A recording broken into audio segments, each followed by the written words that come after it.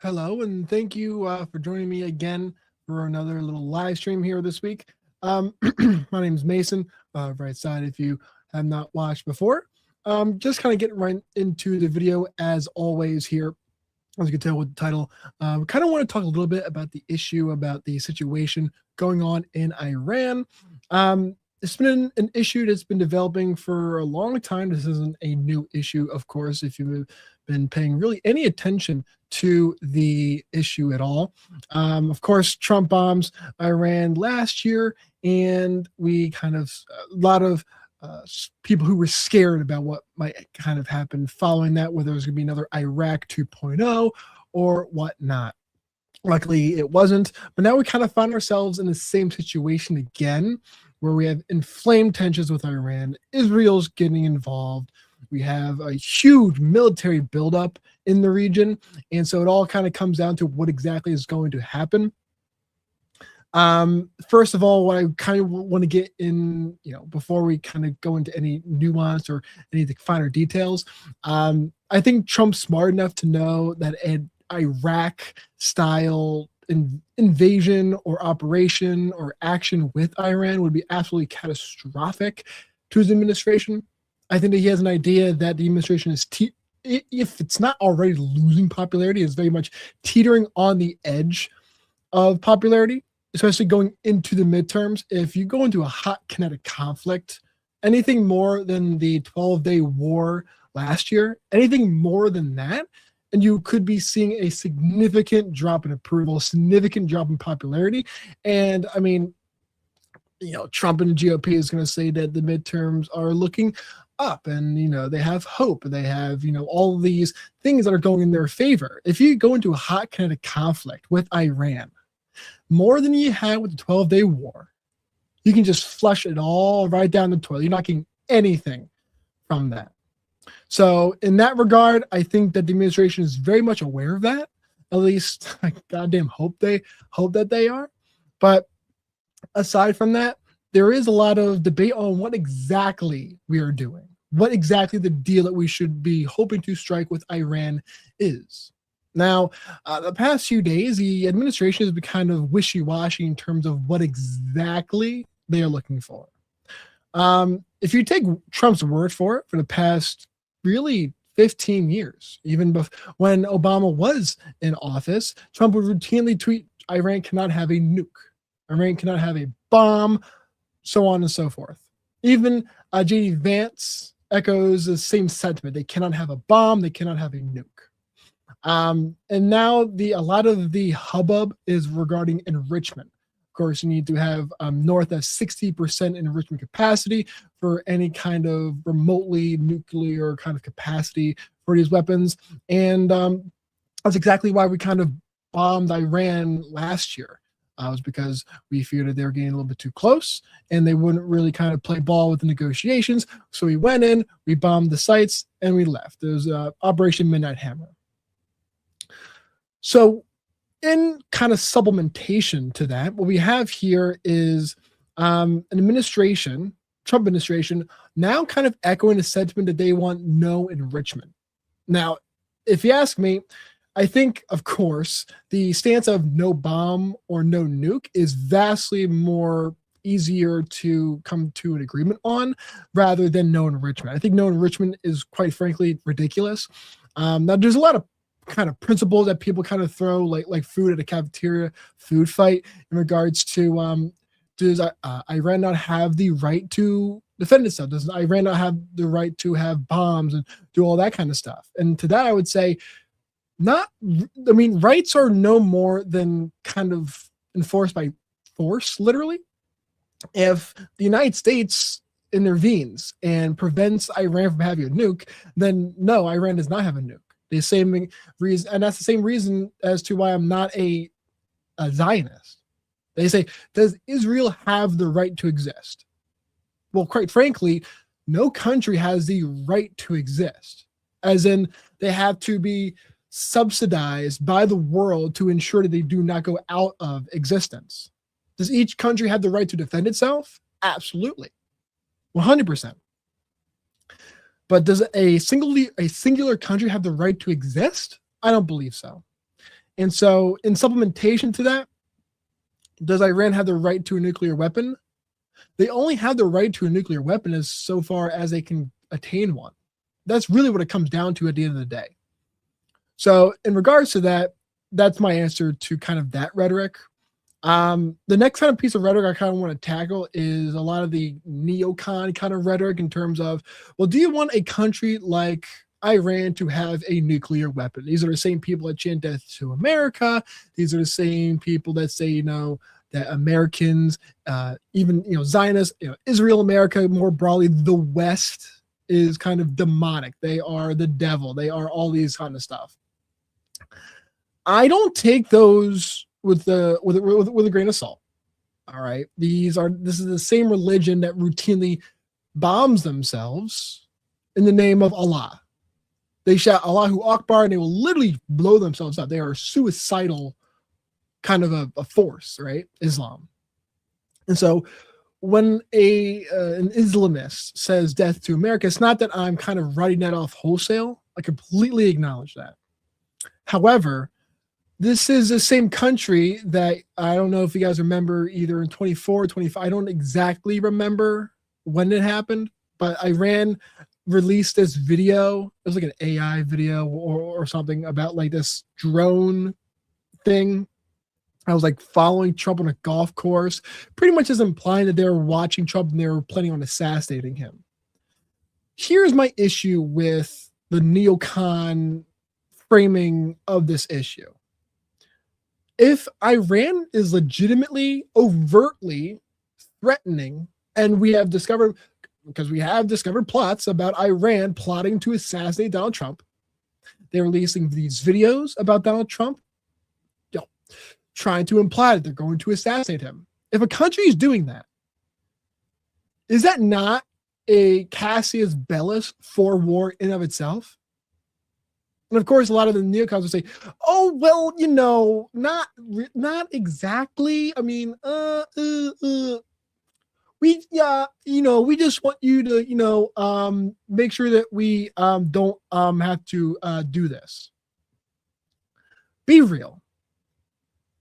You're saying that Iran is a country that chants death to America, that they hate our guts, they want us dead, and then they are caught with these assassination plots.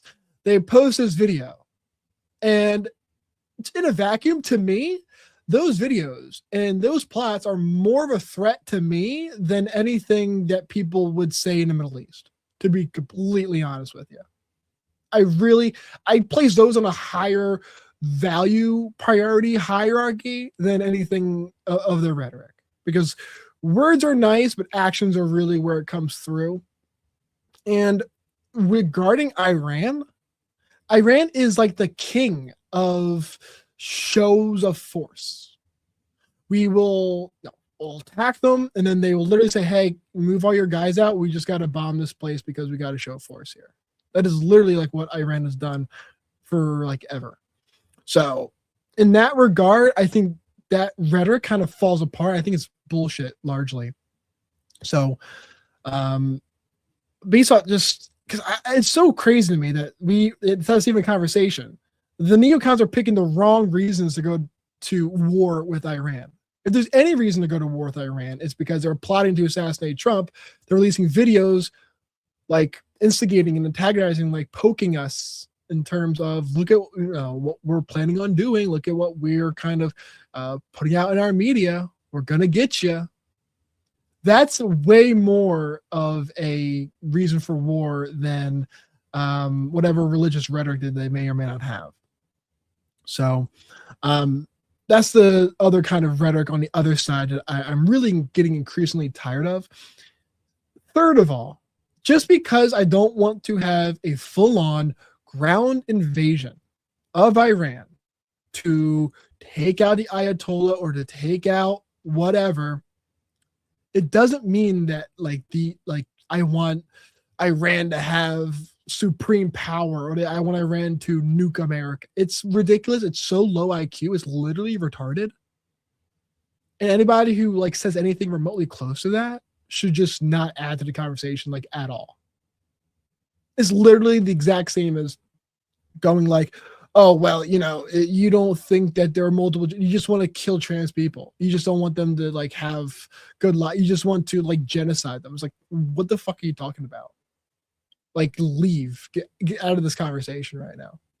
So anybody who tries to escalate the situation in that manner is completely not helpful to the conversation. And all they're trying to do is use emotional manipulative rhetoric to get you inflamed and to make you either look not patriotic or to make you look like a traitor, anything like that. So that's not helpful at all, and it's stupid. So I just want to make that abundantly clear right off the bat there. So I do have a little bit of a clip here that I did want to kind of pop in. Bear with me for a moment here, guys, while I do get this set up. Don't typically do this all too often here. Let me just make sure my audio's all good for you guys. Like I said, bear with me for just a moment here. Cool, we should be good. Let me get this all loaded up, and then we can see if I can't get this popped up here too. All right.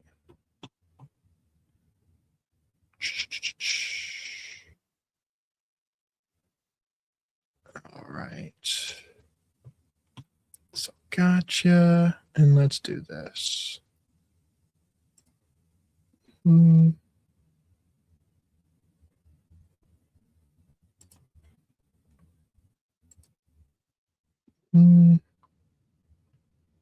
Yes, move this guy over here. Very nice.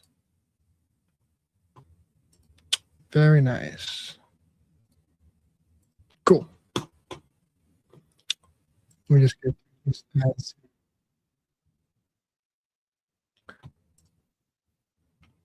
Can you guys hear that? Me picking in the comments here.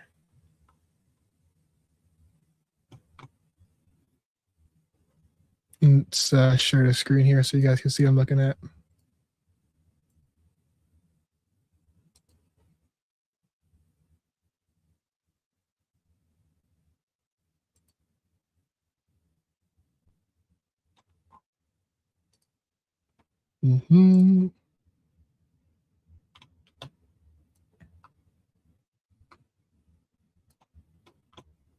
All right.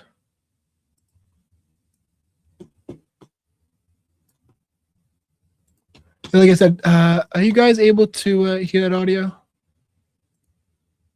Let me know.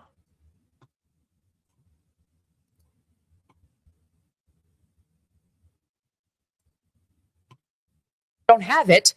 That's a little loud. Let's bring it down here, Megan. Can you guys hear that though?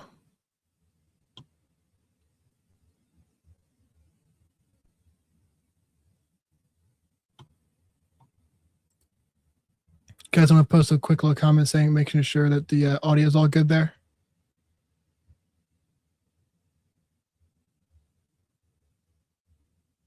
And you ran 2012. Why are we now at 2026 and they don't have it? We all should be good.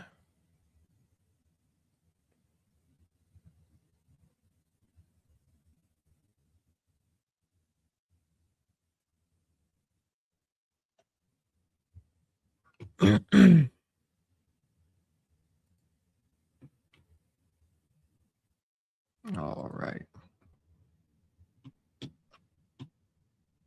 If you guys don't hear the audio, just let me know, and I can figure that out. But I'm gonna give us a little bit of a listen here. And you ran a similar clip on your show, I think it was last night, from dating back to the mid-90s. Yes. We're going to show it in part here. Watch. The most dangerous of these regimes is Iran, that has wed a cruel despotism to a fanatic militancy. Only the United States can lead this vital international effort to stop the nuclearization of terrorist states. But the deadline for attaining this goal is getting extremely close.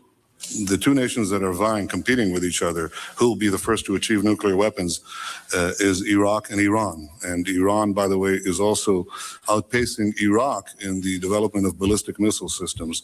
They're very close. They're 6 months away from being about 90% of having the enriched uranium for an atom bomb. They're rushing 6 forward months. with their 2012. enrichment program. By next spring, at most, by next summer, 2012 with the bomb. at current picture. enrichment rates, they will have finished the medium enrichment and move on to the final stage. From there, it's only a few months, possibly a few weeks, before they get enough enriched uranium Weeks. for the first bomb. You don't want this Iran to have neither nuclear weapons or the capability to make nuclear weapons, to enrich uranium for a nuclear bomb in short order, in a few weeks or a few months. They could do that unless that's 2014. changed.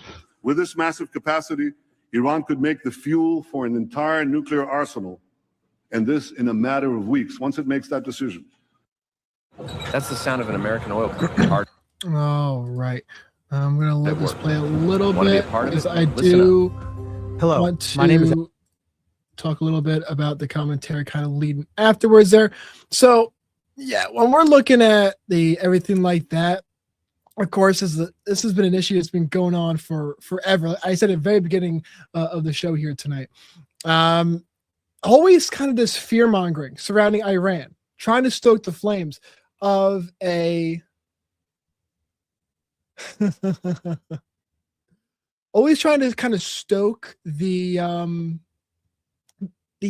fires of this conflict. It's always kind of a thing where Israel's kind of always trying to drag us into something in the Middle East. This is one of the reasons why I just, if we just wipe the Middle East clean, I'm one of those, like, just wipe it all clean. You guys can't get along, just start over. But this is clearly an issue. I mean, this is literally what the same rhetoric that's we're hearing about this conflict, this engaged deal making with the enriched uranium and the bombs and the nukes is exact same conversation that we were having last year during the 12-day war. It is, they are dangerously close to enrichment. We had to do something.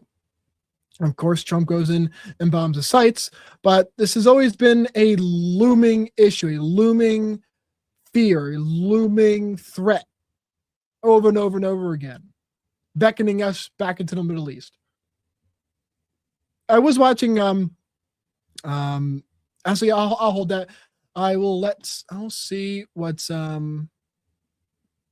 what either Megan or whatnot has to say here. 2015.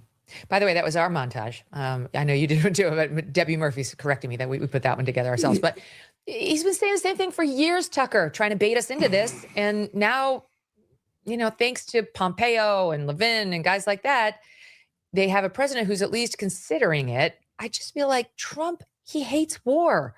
Why would he do this? Bibi also got more hair every year over 30 years, which is amazing. Kind of like defying nature. In Turkey. In Turkey. Sorry, that was so catty. I'm sorry I said that, but it's true. But no, it's not. And again, like Bibi has contempt for the United States and for American leaders. He expresses it all the time. No wonder, because they do his bidding and they swallow his obvious lies, and you can't help but have contempt for people you can manipulate. And they very much have contempt for us, and they show it. Ask any American diplomat other than Huckabee who deals with the Israelis, and they just exude contempt. And it's deserved. They should have contempt for us because our leaders swallow this stuff and do their bidding unthinkingly and betray the American people in the process. So again, it's not a matter of being mad at Israel, much less anti-Semitic. It's a matter of feeling betrayed by our own leaders. In the case of our current president, he doesn't want to do this. He may not have a choice, actually, because Israel has said, if you don't join us, we're going to do it anyway. Move unilaterally, possibly with nuclear weapons, which they have, and they've threatened that before. And everyone pretends that's not true. It is true. They threatened it in 1973. I believe they threatened it subsequently. If you don't backstop us, if you don't defend us, help us, send us armaments, send your aircraft carriers to the region, give us missile defense, we'll have no choice but to use nukes against our enemies. And nobody wants that because it could set off a third world war, a nuclear third world war. So that is their trump card. They've played it before. I believe they are at least implying it now. They are playing it in effect now. And so it leaves the administration with like how many choices? If they say they're going to do it, then the best you can do, I guess, is to try to constrain them by shaping what they're doing. Okay, we'll participate, but we're going to set some of the boundaries here. I mean, I do think that's the thinking. I do agree with Tucker in a lot of cases here. It's no mystery that Israel loves to leverage the United States in foreign affairs conflicts, and it's one of the things that drives this kind of new right that you're seeing, kind of the more Christian nationalist types, is driving them up a goddamn wall, and rightly so. It wasn't not too long ago that not Israel, well, depending on who you ask, Ben Shapiro was at like one of those like YAF conferences that he used to do when he used to do the Q&A there, and he said that Israel doesn't need the United States. Israel can fend for herself. And then it came to like the 12-day war last year. It's like, well, the United States has to, they have to defend our greatest ally. They have to go in and defend Israel so that we can be allies against the Islamist Iranian regime. Listen, if Israel wants to go and play around in a sandbox like this, let me bring this back up here. There we go. If Israel wants to play with their neighbors and to start conflicts like that, or they want to handle their own business, I'd much rather that happen. But instead, they're always trying to poke, to prod, and to bring us into the region again, under the guise of it's not just us, it's also a threat to you, and always kind of muddling the waters in that way. So I do agree with Tucker in that respect. Let's hear what let's hear him finish out here and then see what Megan has to say. That's my impression. No one's told me that explicitly, but it's pretty obvious. But I would just say there is another option that no one in Washington ever seems to consider, which is constraining our client state and saying, look, for our sake, and by the way, also for yours, no. If you allow people who are dependent on you to treat you like this, it doesn't end well. If you allow your children to scream the F word in your face at dinner, it's bad for you, but it's also bad for them because they're out of control. You are not living up to your role as a parent, as a guardian, as the person in charge, as the guy paying for all this, as the country of 350 million would naturally relate to a country of 9 million. It's our fault. We've let Israel get completely out of control. They're fighting a 7-front war right now. Who fights a 7-front war? Like, if you're fighting a war, I heard you discussing it. But it's like obviously insane. A 7-front war. We don't want in on that. No, we but do also not want in on any 7-front war. You're not managing. But I want to play this soundbite correctly. because you talked to Mike Huckabee.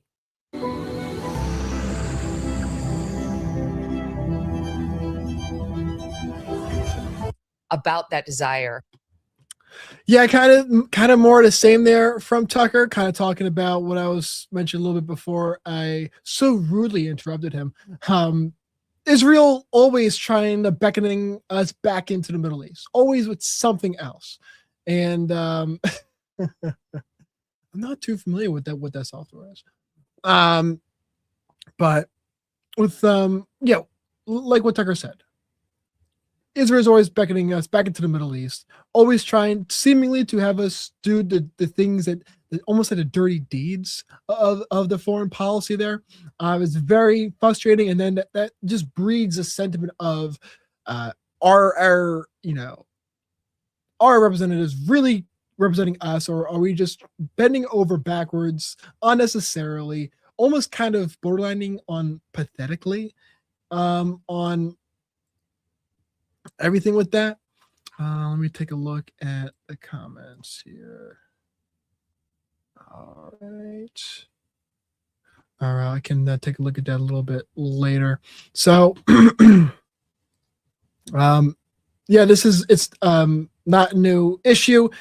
Israel's always trying to beckoning us into the Middle East over and over and over again, and it's starting to kind of wear and tear on the younger generation, on Gen Z. They're kind of growing increasingly agitated, annoyed, frustrated, feeling unheard as a lot of priorities are drifting from domestic policies to abstract foreign affairs, because that's how these issues come off as. They're not these kitchen table issues, dinner table issues like inflation or crime or education or even marriage, abortion. These are more abstract things. It's Middle Eastern affairs. And it's not even like a contra, it's not even like a hostage thing. It's a country that we don't like, or that we are being at least positioned and framed not to like, is getting closer to this thing that I mentioned Stephen Crowder earlier. One thing he mentioned is, you know, if you let Iran kind of develop that nuclear bomb, you're kind of in the same situation that you have with North Korea, where North Korea, if you remember in the first administration, I was a little bit of a younger lad, but I mean, the tension, we were in a Cold War with North Korea. North Korea was just always testing their bombs, you know, always kind of flexing all this kind of stuff. And it made a lot of people understandably nervous, understandably so.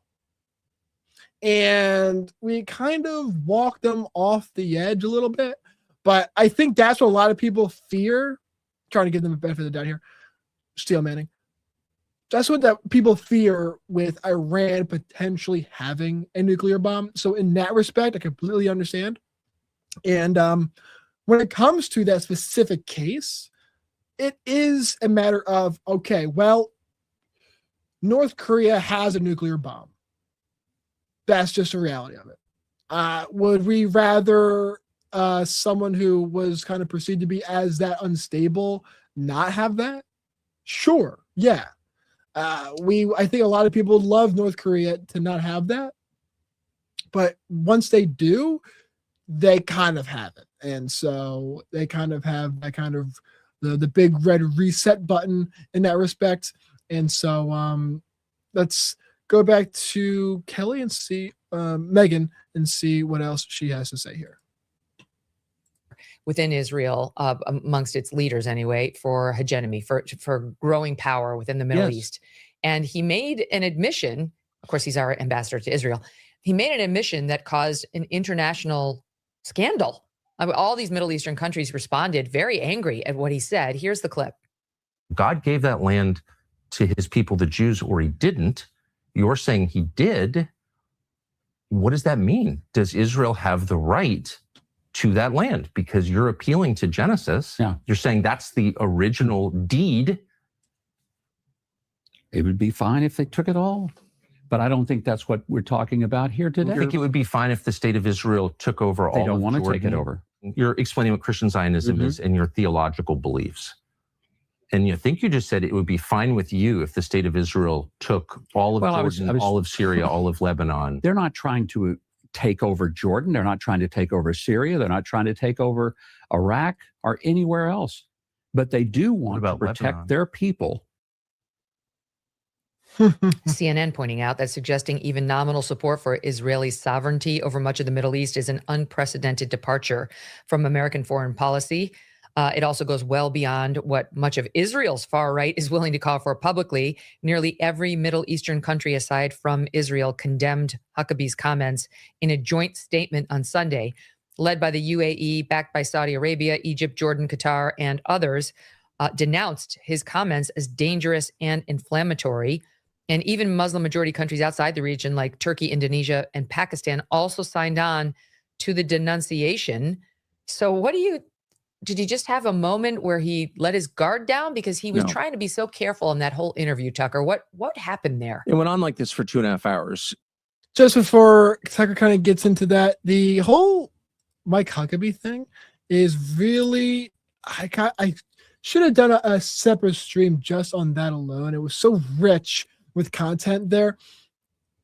The whole, when I watched the interview, the number one thing that I kind of took away from it was this bouncing back and forth on the Zionist position in terms of what exactly is the aim, the ultimate end of their aspirations.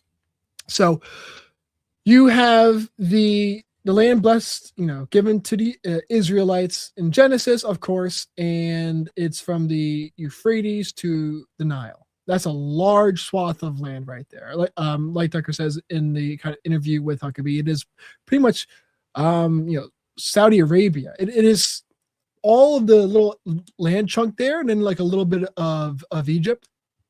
So it's all of that land. And so it also kind of begs the question of, well, when it comes to Jewish identity, there is two facets. There is the religious component of it, people who practice Judaism as a religion, and then you have the Semitic peoples. And so who exactly is that land owed to? And the famous question is the land that, the people, the chosen people, is that the Israelites, or is that like the moderns, like those who bless Israel are to be blessed? Is that the modern state of Israel? Is that the modern country, the nation of Israel? If you ask me, I don't think that is. I think that would kind of be preposterous for it to be the modern state of Israel, not maybe just perhaps Judy or the Jewish kind of bloc entirely, maybe not a separate nation that deserves governmental support, military aid, or economic subsidization in that respect. And so I think that's very ridiculous. And as a common line that I saw a lot happening with that interview with Mike Huckabee, and I thought Tucker did a really good job in terms of keeping the pressure on Mike Huckabee. Mike Huckabee ran for president in 2016, unsuccessfully, of course. But you can kind of see that whole interview, how polished he still is. Tucker can very often be a tough interviewer when he wants to be. And in that situation, he kept constant pressure on Mike. And Mike handled it pretty well, in my opinion. And so in that respect, it was very entertaining to watch. But you did see Mike kind of flip-flopping between Zionist talking points and rhetoric in terms of, well, what is Israel? What is, the Jewish, promised land in that respect? And if they are promised that land and they're only, as Mike says in the interview, only looking for this one little specific thing, well, are we just to consider us lucky that they're not pushing for more? Are we going to just consider ourselves lucky that they don't want to go ahead and conquer the rest of the land? Do they have a claim to all of that land, this modern state of Israel? Does Israel have the claim to Jordan, to Saudi Arabia, to Yemen, to Syria? Does the modern state of Israel have claimed all of that? And if so, what is the United States' practical role in providing that? Because we're going to have a role because they're framed as our greatest ally. What is going to be our role in helping them achieve that? How many governments are we going to have to topple or to support them in a war with in order to give them that land? But according to Mike Huckabee, they don't want that land. But also from the same philosophy, they are owed that land. Let's see what Tucker has to say. He should be recalled. He doesn't represent the United States. This was a true humiliation to our country. This is our U.S. ambassador. I'm the son of an ambassador. I sort of know how this works. You're supposed to represent the president and the nation, and he's representing the country he's living in, which is a foreign nation. So it's a humiliation. It's also sad for him. That's not Christian theology. It's not even close to Christian theology. He's going to have to deal with that at some point. But as a practical matter, he couldn't explain the most obvious questions. I asked, he said, as people often do, does Israel have a right to this land? And I said, where does that right come from? And do other countries have similar rights? And he said two things. No other country has a right. No other people has a right to its land. Only the Israelis have a right to their land. That's it. The Irish don't have a right to Ireland. The English don't have a right to England. The French don't have a right to France. Only the Israelis have a right to Israel. And that right comes from God. And so I said, being familiar with the verse, that's from Genesis 15. And here's the promise that God made to Abram before he became Abraham, to Abram in Genesis 15. And it's the land between the Nile and the Euphrates. And that's the whole Middle East. And that's the basis upon which you're making this claim. So you're saying Israel has a right to this land. This is his own framework, not mine. I'm a Christian, but I believe in also secular diplomacy. Like, these are the boundaries. This is what the treaty specifies. Like, I live in reality. I don't think that the blueprint for international relations is Genesis 15. I just don't think that. Call me a bad Christian. I don't think that. But he does. And so since he does, I said, okay, do they have the right to all of this? And he said, now famously, they can take it. He's saying that not simply as some sort of, I guess, sort of Christian preacher, I guess. He's saying it as the U.S. ambassador to what everyone calls our closest ally. Boy, you can't talk that way if you're a diplomat representing my country and my president. So I think it's an outrage, leaving aside all the other stuff. So rather than explain it, he just goes on this rant that I should be banned from the White House, that I'm a Nazi, I'm an anti-Semite, which I'm not. Everyone knows me, knows I'm not. I've said it 1,000 times. I'm totally opposed to anti-Semitism. Ridiculous. But he This denounces only started me when you got more personally. critical of Israel. They started calling. Just before they kind of get into the little mud fight there, one of the points that Tucker kind of brought up there that I really enjoyed and thought was very poignant in that Huckabee interview was that Huckabee kind of surrendered and submitted that Israel has this unique claim to their country, unlike any other country might. And he kind of says it, the Irish don't have a claim to Ireland. The British don't have claim to Britain. And this is actually it reminded me of a X feud back and forth that Carl Benjamin, Sargon of Akkad, was had with James Lindsay. In terms of James Lindsay, of course, being a very large Zionist. I've had multiple videos on James Lindsay. Like I said, the right side on YouTube if you're not watching there. I post videos every other week, and then I'm going to start doing these streams more often. I've done multiple videos on James Lindsay, so I'm not new to him as a figure. But he was kind of echoing the sentiment that the Jews and the claim to the nation of Israel is very unique and it needs to be protected. And Carl was making a simple argument. Well, if they have the right to exist, as James Lindsay says that they do, they have the right to defend themselves, as James Lindsay says that they do. Well, that's fine. We'll give them that. But then we also want that. He as an Englishman, we as an American, we want that too. And then James Lindsay would not submit on that point.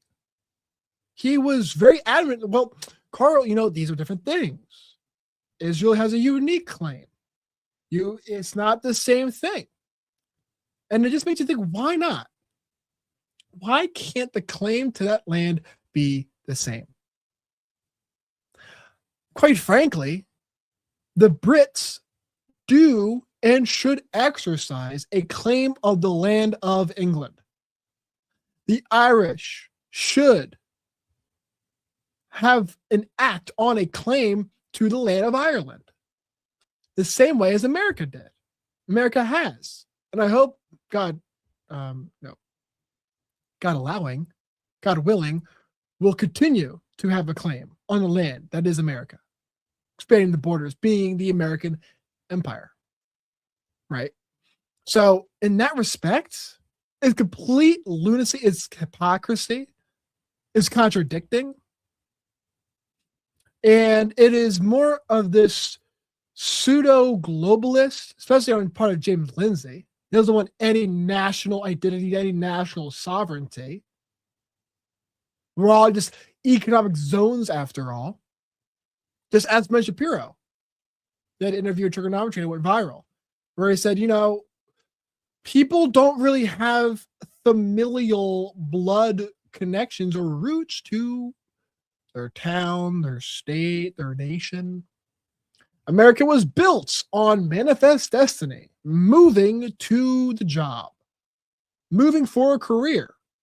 So you really shouldn't value or become sentimental over family roots, if your family has lived in an area, in the same neighborhood, same county or town, city, for 3 generations, 4 generations, you shouldn't have the sentimental value and worth put on that connection to that land.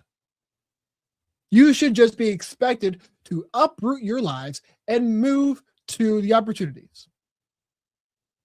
Complete economic units.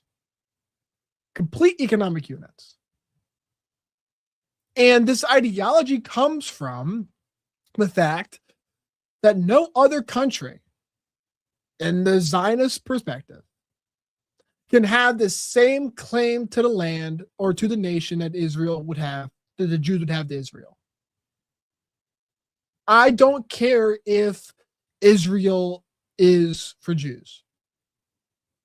But if Jews have Israel, the Brits have England, and the Irish have Ireland. And yes, the Americans have America. That's just it. The French have France. The Italians have Italy. The Greek have Greece. I could go on and on. The Spanish have Spain. The Germans have Germany. Why can't it be given to anyone? I'm going to get my soapbox here. Let's hear what they were about to say. Calling you an anti-Semite Yeah. over and over and over. And I do think it's a means of undermining your critique of Israeli policy. Of course, and their getting me control over killed. some I of our get it. politicians. I They're get trying it. to otherize you. Yeah, but I'm not gonna, know I'm that. too old to put up with this. And I would say, just to be blunt, people are very intimidated by that. They're intimidated because they don't want their reputation destroyed. They also don't want to be killed. People sense a physical threat from that kind of language, and they should. Mm-hmm. Those are fighting words. Those are words meant to inspire violence. Israel is an incredibly violent country. It brags about its violence. Many books have been written about its assassination campaigns, which have been ongoing since the end of the Second World War, when they assassinated, committed acts of terrorism against the British, when they blew up the King David Hotel, et cetera, et cetera. People know this is a very violent country, the most violent country on planet Earth. And when you criticize it, you can get physically hurt, or you can get deplatformed, debanked, lose your job. These are not hollow threats.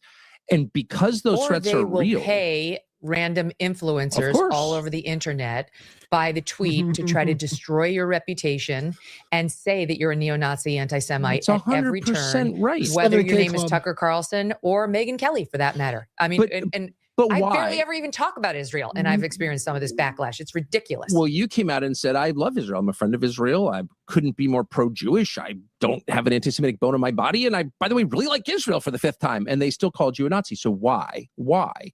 And I even talked to some of the people doing it. I was like, Megyn Kelly, really? If Megyn Kelly's an anti-Semite, I mean, I don't even know where we are here. And but now we're seeing why. And the reason was to prevent criticism of policy goals.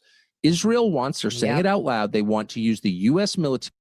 That's such a good point from the point of both Tucker and Megyn there. When kind of harkening back to James Lindsay a little bit, when James Lindsay was going on his soap, I think he still is. I think he still hasn't got over it. He about the whole like woke right thing, the whole woke right psyop there, about like, oh, look at these nationalist types that are wanting to preserve the nation. Isn't that so racial? And these are the same people who are Zionist, saying that Israel has a right to exist, the right to the land, and do all these things. And like the left, like the far left, like leftists, right? Progressives, who will just call you names to not engage you in a conversation. You can't have a debate on crime without being called racist. You can't have a conversation about immigration without being xenophobic. You can't have a debate on abortion or marriage or, societal roles without being misogynist.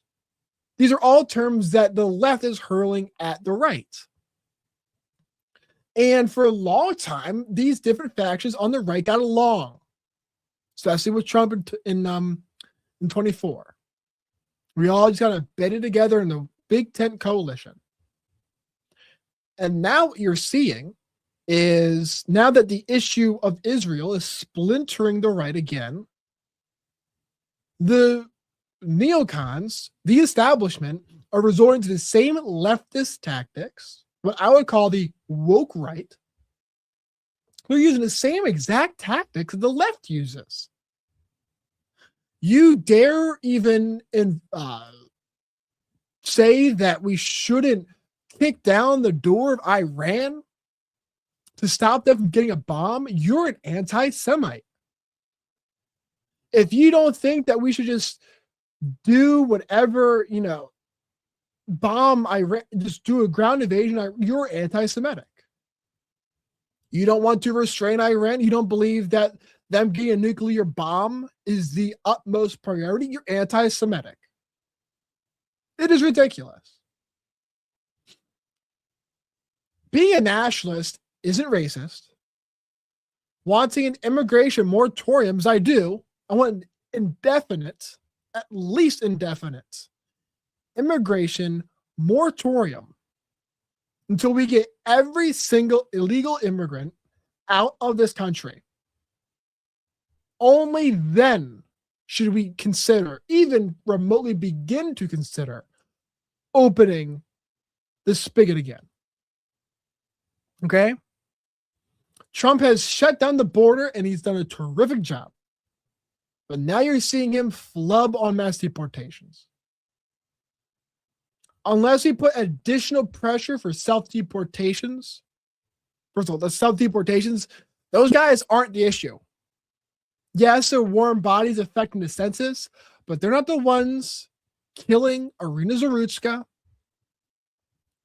or Nungary, right? Laken Riley. Those immigrants are not the ones self-deporting. It's the problem ones that are. And quite frankly, they are all problem immigrants because they disregarded the law and they broke into our country. And anything shy of total and mass deportations is soft political amnesty. Just like fucking Rand Paul was on Joe Rogan. And he said, Joe, do you know what my solution would be? My solution would be you are not to give the illegal immigrants right here, the first generation, they're not getting citizenship, but their kids can. We won't target the illegals. They can work and they can do all that kind of stuff, but their children can be citizens. To that I say, Rand Paul should be exiled from the GOP for that. He should be exiled. That is a complete disregarding of, first of all, the rule of law. Okay, and for a libertarian, nonetheless, like that should be like number one. Number two, if you're just going to give that kind of soft, informal amnesty like that, that is a green light to all the other immigrants that are coming through. Under Biden, the reason why you have a rush, you had a rush to the border of all these immigrants, these caravans and such. The reason why you had that is because they knew they were not going to get turned away. That once they got in, there's a chance that they could stay. I mean, there was not this hard push, right? And that's why they rushed. And that's why you saw such large numbers. It was the single largest singular human mass migration like in history. It was that large. That's what we have in this country right now. The low official numbers are like 10 million. But anybody who's actually serious about the issue knows it's closer to like 15, 20, 25 million people in this country who entered illegally. That is a lot of people. and we've given up. So Rand Paul should be exiled from the GOP just for that alone. But this, just to kind of bring it back to the video, this wraps back around to this idea that you can't have this nationalist stance because it's racist. And the same worldview that comes from is the same worldview from the rabid Zionists, who will call you anti-Semitic. They'll say that you are being paid for by Qatar. They will say that you love Muslims and love Islam. If you're not militantly either a Zionist or you're militantly all the time 100% taking the opposing stance to anything that a Muslim country would do, it's completely idiotic. It's a very low IQ. Let's get back to what Tucker was saying. In the U.S. Treasury to sweep aside the last remaining obstacle to regional hegemony in the Middle East, which is Iran. And they don't want to be criticized or to be asked, like, what's the plan here? Because they don't have an answer. And so they have taken offline preemptively critics by being so violent rhetorically and maybe physically that everyone's like, I don't want to get involved. I don't want to deal with this. The cost is too high. That's exactly it. That is exactly what they've done. And I've just decided at 56, I don't care. And I'm just going to do this because I believe that my motives are pure. I'm just an American. And I think it's important to say this. But there are a lot of other people who feel it who won't say it because it's like, I've got kids. I don't want to deal with this. That is true. That's a fact. I know. I'm sure you get what, I mean, I'm only new to this being called an anti-Semite game, you know, on the top of being a racist and a transphobe and a pedophile lover and all the things that, you know, we've probably both been called over the years. Now the latest is anti-Semite, neo-Nazi. But I get texts all the time from people who are like, I agree with what you're saying. I just can't say it publicly. Right. I'm sure you get that times 100. Like people, they are scared. They're scared that this very loud lobby of online so-called influencers, whatever, I mean, the vicious online X crowd is going to come for them. And I understand it because Tucker, you have a huge show. We have a big show too. It's going to be really hard to destroy you. And thankfully, I think it's going to be really hard to destroy us too. And so we're in a little bit more of a steady place than a lot of these people who agree with us, but are, you know, probably wisely not being that out loud about it because that could be their head in a basket next. No, that's right. And they go after members of your family. That's a great point right there by Megan. The whole kind of online Zionist brigade that exists, and they're just absolutely feral. I mean, it's almost like these people have nothing better to do than to be like the thought police on all issues involving Israel. And we all know who they are, right? They're always the ones stirring up shit. Oh my God. I think the worst, Tyler Oliveira did a video on the Lakewood, New Jersey issue. What am I saying actually? The Lakewood, New Jersey issue with the Orthodox Jews, right? And Nick Shirley commented, I think it was expose it all. 3 words, right? And then I think it was it Robbie Suave who initially like retweeted it saying like the right has a neo-Nazi problem. Like, why are all these alt media right-wing guys all like neo-Nazis or whatever? And then Laura Loomer retweet or quote tweeted that and said that the GOP has had a Nazi problem and she's been saying it for a while. I watched that full Tyler Oliveira video. I highly recommend you watch it too. It's like an hour and 13 minutes, so it's chunky, it's meaty, but man, that guy is so good at the expose documentaries. He is so good at it. And it's kind of primarily North Jersey. And he's so good at it. There's not a single second of that there's not a single second of it that is remotely considered, like I would consider remotely anti-Semitic. Not a single one. all he's doing is exposing like fraudulent activity that's happening in that community. How the Orthodox Jews in Lakewood, New Jersey are operating as a bloc to subvert the area politically. They get on the school boards and then they change the funding schedules, the budgets to fund the Orthodox schools. They are milking the welfare system, having 10 plus kids per family while they read the Torah all day. That's what they do. And he made a video on that. He exposed it. Nick Shirley, who did the Somali thing, this is another very hysterical development. When you go after Somali Muslims, right, for fraud in Minneapolis, Minnesota, damn near the whole right came together and was like, that's great. We want more of that, more fraud. Expose more fraud. Tyler Oliveira does a brilliant expose, an hour-long documentary on the Lakewood, New Jersey issue with Orthodox Jews. And all of a sudden, that's a problem. Or they don't notice us, it's so fucking corrupt, though. It's an ethnic enclave, no different than Somalis or Muslims. Exactly.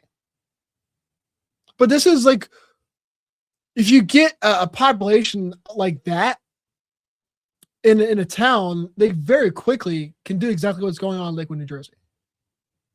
And you can't, like, the residents there who are already there, they can't do anything lest they be called, as Megan said it, by the 7,000 Brigade, the 7 Grand Brigade, anti-Semitic. Which is exactly what Tyler pointed out in that video. Perfectly. Brilliantly. Like I said, I watched that whole video. Not a single second of that is anti-Semitic. Was anti-Semitic. Was hating of Jews. Not a single second of it. But for some reason, you can make all of the Muslim racist jokes or memes about the Somalis in Minnesota, but you can't make a single expose on what's going on with the Orthodox Jews in northern Jersey. Brilliant point of Megan. That's I don't know. This might be the last little thing that I do, and then I'll look up to wrap up this stream, guys. They've certainly done that to me very aggressively, but really the cost here is not that. The cost here is hate. So you see some of these people, and I would say Levin is one of them, Loomer is another, who are not making an argument. They're trying to evoke hate in you. They are trying to make you hate them. Now, why would they do that? Because that's the nature of this is supernatural. Just saying this is a spiritual battle as well as a temporal battle. Mm-hmm. And the answer is really simple, because hate feeds on evil, or evil feeds on hate, rather. So to the extent that they can inspire hate in their opponents, they become stronger. It's just a fact. Mm-hmm. And the opposite, of course, are the people trying to inspire love and bring unity and stop division and make people understand each other and evoke empathy in others. Like, those are signs of God and goodness. But signs of evil are always the same. It's chaos and hate. And chaos and hate are the things that they're calling for. And it's very easy to get sucked into that if you spend your life on the phone reading reading attacks, not just on yourself, but on other. Reading attacks on you was actually driving me completely insane. I never read about myself, but I'd read these attacks. Megyn Kelly's a Nazi or whatever, and I'm like, I can't believe you're saying that. It's such a lie. It's irrational. Irrational, by the way, is another feature of their rhetoric. It doesn't make sense. That's designed to bewilder you, and again, to inspire hate in you. So I really think the trick for the rest of us is don't play along. I'm not going to be hateful. I don't hate you. I'm never going to hate you, because I don't want to feed the evil through hate. No, I consider it a massive blessing that all of my best friends actually do happen to be Jewish. Like, it's a massive blessing, because this kind of like nonstop harassment can actually Yeah. drive you to like drink. Like what the hell? This is crazy. Totally. This No, is I worse than totally the agree. left I has completely agree. ever done to either one of us. Right. They are way worse. Way worse. And so it's like you have to be reminded every day that no. They don't speak for American Jewish people. Well, they American certainly Jewish people don't. have all sorts of varying. I'm gonna cut it in there. And I'm probably gonna wrap up from there. But yeah, what Tucker said there was absolutely correct, and it seems like a very intentional strategy to be like the most obnoxious version of whatever they are supporting or defending or representing, with the purpose of making you like, man, I really can't stand these guys. They're so annoying. They're so like overbearing. And they try and pick and prod you so much until you're just trying to elicit a reaction out of frustration. And once you do, if you're not really kind of tested emotionally, all that kind of stuff, and you lash out at them, boom, anti-Semitic, you're done. And that's exactly what Tucker was kind of saying there. That is a strategy. That is what they seem to be trying to do, because they're so overt and they're so blatant and they're so over the top with this kind of stuff. It's really hard to believe like that they're being genuine. Like Robbie Suave, I think his name is, who first kind of quote tweeted Nick Shirley, saying that the alt-right media or the alternative media right sphere has a neo-Nazi problem. What the hell are you talking about? Why would you say that? I really wonder if these people even like watch this shit anyway. Tyler Oliveira's video, I'll say it was not anti-Semitic at all. He was literally just exposing the strategy on how they got to the school boards in Lakewood, how they were abusing and taking advantage of the welfare system. What's anti-Semitic about that? Nick Shirley did the exact same thing about Minnesota. And these people weren't calling him, Islamophobic. No, these Zionists were cheering on Nick Shirley, as was everyone else in the country. Conservative, right? Everyone was. But then all of a sudden, you do the same thing in Lakewood, New Jersey, with a different segment of people. And yes, you can say that the history behind the Jewish people leads them susceptible to these types of things. And so therefore they have increased sensitivity. To that I say, that's kind of unfortunate and everything, but it's also like not my fault as someone who lives in that same state. And it also doesn't preclude me from pushing back against an agenda that they're trying to influence on me, if it was in my area. That's not anti-Semitic. Not bending over backwards for Israel is not anti-Semitic. Not wanting to do everything for the interests of our greatest ally is not anti-Semitic. And it's not anti-Semitic because it's not, just like it's not racist to point out that 13% of the population commits 55% of the murders. Why is that racist? It's not, obviously. But it's the same game that's being played. And James Lindsay plays it exact same way. Ben Shapiro plays it the exact same way. James Lindsay, Insurrection Barbie too. They're picking and prodding on this woke right thing, trying to elicit a reaction that would allow them to point and say, you know what, this is it. That's what they're doing. That's it. We got them, guys. We're right. We have a point. this globalist, libertarian, enlightenment view perspective on how nations ought to be run, where national identity doesn't exist except for Israel. Let me take a look at the comments here. All right.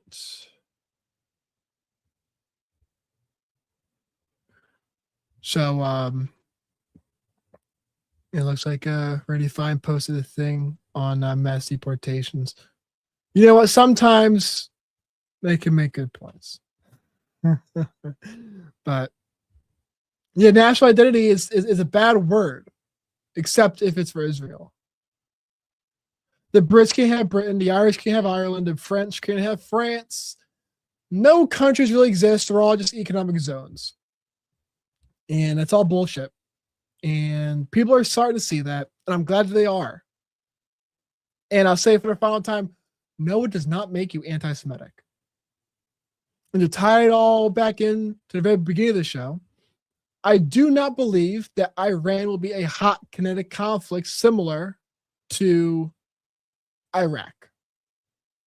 Because I think the administration understands very well that a hot kinetic conflict with Iran, similar to Iraq, I mean, if you thought that the midterms were unsteady, they're out the window. I think it'll be another 12-day war type operation.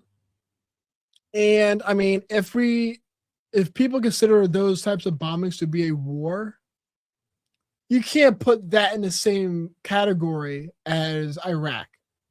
You know, that's kind of ridiculous. A target strike that happens very quickly, and it's done and it's over. Like I said, with Iran, these types of things, when these things happen, they very frequently will just go and say, hey, evacuate this base that no one's using, and then we'll bomb it for a show of force to our people. That's what Iran does. I think if the administration hangs on no bombs, no nukes, I think a deal is much more likely to be met. I think if the argument is zero enrichment, man, you're making that negotiation really, really tough. And so you just got to be really careful with that. But if it is no bombs, I think we come out to an agreement. I do not think it's going to be hot kinetic conflicts. And I just don't see it happening. I'd be very, very shocked if it does. And looking back over the comments here, I'm not seeing anything. This looks to be on YouTube. Let me check this right here. All right. Let's see if we have any more comments here. Let me pop in here. Take a look.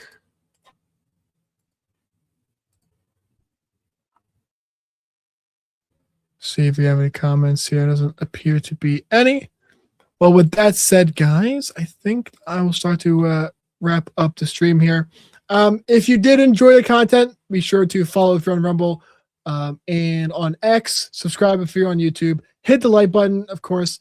Share it with friends, family, all that kind of stuff. If you did enjoy the content, make sure to subscribe. It really helps the channel out in terms of reaching more audiences. Hopefully spreading the message and all this kind of stuff. I love doing these type of videos. And so I want to do kind of more of them going into the future. Do plan on streaming often going forward. Didn't really do it before this week. And so that was, this has been a lot of fun actually in terms of everything like that. And so I hope you guys enjoyed the stream and I hope you have a good night. See ya.